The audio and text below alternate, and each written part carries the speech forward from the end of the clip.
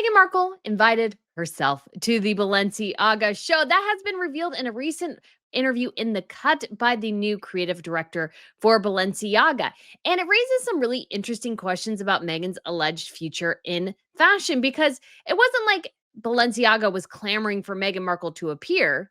She just said, "Hey, I would love to go." And they're like, "Sure, it will give us some publicity, we'll generate some interest." So you just got to wonder, did Balenciaga get out of it what it wanted to? Did Meghan get out of it what she wanted it to? And is it really appropriate to invite yourself to a fashion show? Does that demonstrate that you are a fashion icon or somebody that just is desperate for attention? So we are going to get into this today, but this is Royal Fashion News. If you guys haven't been here before, my name is Brittany, and this is the channel for all those who have a passion for royal fashion. And I was really intrigued by this because I saw the news this weekend and I was like, ooh, the creative director himself, the alleged quote unquote friend of Meghan Markle, has portrayed definitely a different narrative than what I felt like her team was trying to push when it came to her appearance at Paris Fashion Week, because it seemed to be a culmination of Meghan's many appearances at other fashion shows, kind of the lower, like kind of base bottom dollar brands that she used to attend compared to the more haute couture side of Paris Fashion Week. And it has been speculated for many years that Meghan has really wanted some sort of relationship with Christian Dior. And obviously, they didn't go for it. They do have a royal representative in the lovely Beatrice Borromeo, who is married into the Monaco royal family and is also an aristocrat from Italy. So they didn't really need Meghan. Chanel has Charlotte Casiraghi, and we have a couple of other royals who tend to go with particular designers. Oftentimes, Princess Charlene of Monaco went with Giorgio Armani. Queen Maxima had a Valentino wedding dress. So lots of royals have connections to fashion houses. But Meghan really wanted to, I think, push herself in this direction. And we got a really, let's say, interesting description from Meghan's team about what this actually looked like and why she was there. So here's how Meghan Markle's team spun it. Says over the years, the Duchess has worn a number of designs by Pierpaolo Piccioli. They have worked closely together, collaborating on design for key moments on the world stage. Some very minor key moments. She has long admired his craftsmanship and modern elegance, and tonight was no different. This evening reflects the culmination of the many years of artistry and friendship reflected in her support for his new creative chapter at Balenciaga. But the reality is actually quite different because Meghan wasn't invited as the culmination of years of friendship. She basically asked him over text message, "Hey, can I come?" And he's like, "Sure." So let's listen to actually him talk about it on a recent interview with The Cut. We'll look at the video and then we'll look at the print side. But actually, you know what? Let's look at the print side first because I feel like that's maybe a little clearer and the video side is a little different. So let's go ahead and take a look here. This, of course, is from Apple News.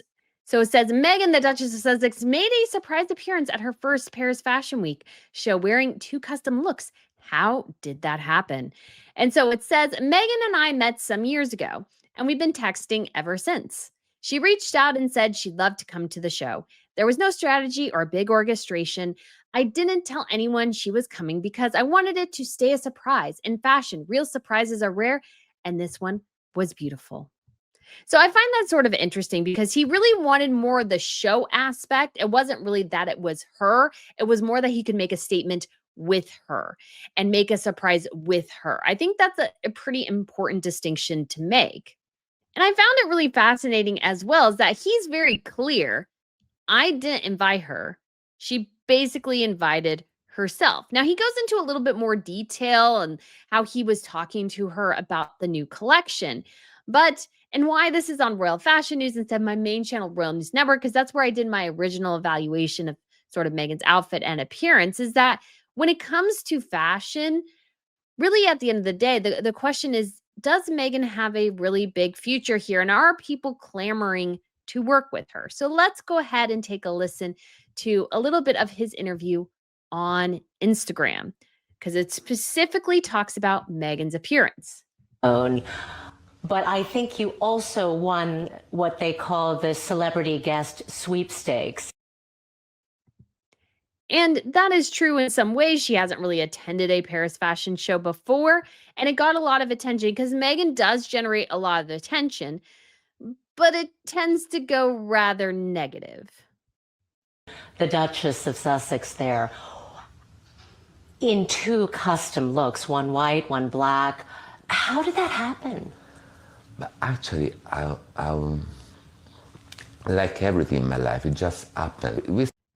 So I like it. He says, like everything in my life, it just happened. So he doesn't really put her appearance on a particular pedestal here. And I imagine in some ways, it might be sort of annoying. And I find that people who associate with Harry and Meghan, they start to look annoyed when they're asked about them too much because that's not really the point. They're not really talking about his artistry here. They're talking about a woman who made an appearance. So, yes, it generates publicity, but usually, for Harry and Meghan, but generally negative and toxic. And then you're asked too much about it. So, he talks a little bit about their relationship. And these two people aren't close. And there's one thing definitely for sure to point out about all of this, which I feel like is super crucial and important. But let's keep watching. Started texting some years ago. Texting, yeah. And because we met and we continue like texting. So texting like every once in a while, hey, let me send you a text. I'm thinking about my next appearance. I want a fashion look. These are the type of text messages they're having. They don't have any sort of like deep abiding relationship, let's be honest. Yeah. And it just happened. She said, I'd love to come to your show. She said, oh, I'd love to come to your show because she wanted an invitation because he didn't send her an invitation. Now, I feel like when it comes to the relationship between Catherine, the Princess of Wales, and Sarah Burton, who was at Alexander McQueen and is now at Givenchy, I feel like they have enough of a relationship where Sarah knows that, yes, she could invite Catherine, but Catherine probably wouldn't attend any of her shows. And I feel like they have enough of probably a good rapport because when Charlotte's bridesmaid's dress showed up for Harry and Meghan's wedding and it was horribly fitted, the first person Catherine called, not texted, called was Sarah Burton and going, oh my gosh, what the heck do we do about my daughter's dress? It looks horrible. She's crying. I'm upset. She's upset. Everybody's upset. Like, what do we do to fix this? And Meghan was sort of dismissive and just said, go take it to the tailor, which is why the dress looked horrible. But they have a close relationship, I think. Obviously, it's still, which is important, Catherine pays Sarah to do a job that Meghan wasn't like on his first list of going, oh, I would love to have you attend. Meghan goes, I would love to attend. Please, please invite me. We've been talking about the moment. I was starting in Balenciaga. I was kind of explaining what I was about to do, and now how I wanted to manage the house. And yeah, it just happened. She's never been to a fashion show. I know. I mean, so that's not true. Meghan has been to fashion shows, but not at Paris Fashion Week and no big fashion shows. So definitely a very important distinction to make there. And when you hear that interaction, it's like, I don't get a sense of a deep, profound, abiding friendship or anything like that. And Meghan has worn a couple of his pieces, but like not that many. It's not like they work together like Claire Wright Keller from Givenchy before she left. Like that was a close relationship, you could say. I don't think they had a close relationship. I think she would text from time to time. And the reason for that and why this is so critical, everyone, is that this relationship is a client customer relationship. This is not a profound friendship. I don't think Meghan has a particular, let's say, interest in his designs. What she likes, though, is being the center of attention. And as a potential new client or returning client for him, well, if he brings her to the fashion show, she might buy some of his designs and she might promote the brand. So I think that's what's truly going on here. That's why he says, "Oh, things just happen to me. This just happens. It's fine. It's whatever." He doesn't put a lot of like strong emphasis on it. I think because in his mind, he was a business owner, basically trying to placate a customer. And it worked. It did work. Meghan got her first Paris fashion show appearance where she kind of fell flat on her face. She did a whole Zoolander walk like she was really trying too hard. She doesn't have a chill factor, Meghan Markle doesn't.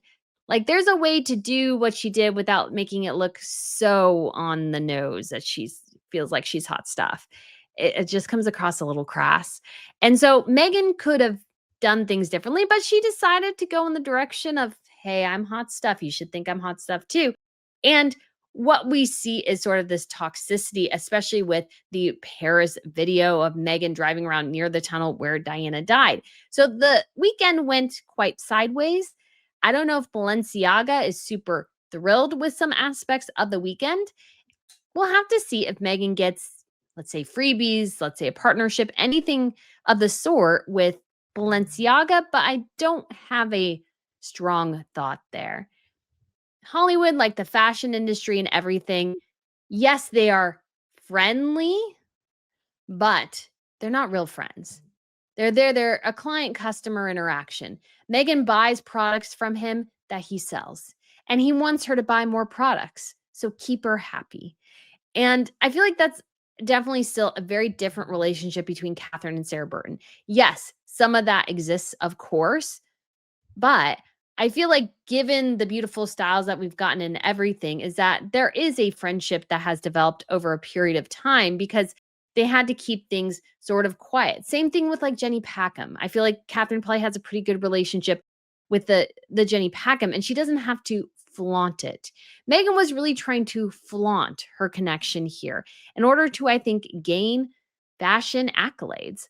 But unfortunately, her first look was an absolute train wreck. The second look wasn't nearly as bad. The first look looked like something that a grandmother in Florida would wear, or maybe not even that. It was old lady pajamas. She looked terrible. The bun did nothing for her. The black dress was a little bit better, but still not fabulous. But Balenciaga got what it wanted out of Meghan, which was publicity for its new creative director. Because again, you had the angle as well of he's a new creative director. How do we make a splash? And this was it. Do I think it fully 100% worked? No, but it worked well enough for them. So Meghan Markle got her little bit of fame and attention there, but I don't think anybody's super enthused to have her return to Fashion Week anytime soon. And I don't think a big brand deal with a fashion house is probably in the future. Now, that could have 100% changed, but Meghan doesn't have the cachet that a lot of other celebrities do, and she has a huge amount of baggage to bring with her. So I don't see a lot of future there, but will we see her maybe in some more Balenciaga stuff? Perhaps, or maybe not. This could have been just a one-off. It could have just been sort of a random one-off situation where Meghan did one thing real quick, leveraged a relationship with the only fashion house maybe that will really talk to her, and then moved on. And so we'll see, but I feel like it's interesting from a royal fashion perspective because royals definitely have the particular brands that they like and that they champion in many ways. But I feel like Meghan is constantly searching for brand validation, and royals don't need to do that. They'll wear the brands because they want to and they pay for them. That's a big distinction as well. Meghan, I think, wants free clothes, whereas royals always pay for the things they wear. So, guys, thank you so much for watching. I hope you appreciated it. Let me know what you think of Meghan inviting herself to Balenciaga's fashion show. I'd love to get your thoughts. Thank you so much for watching, and I shall speak to you again very soon. Bye.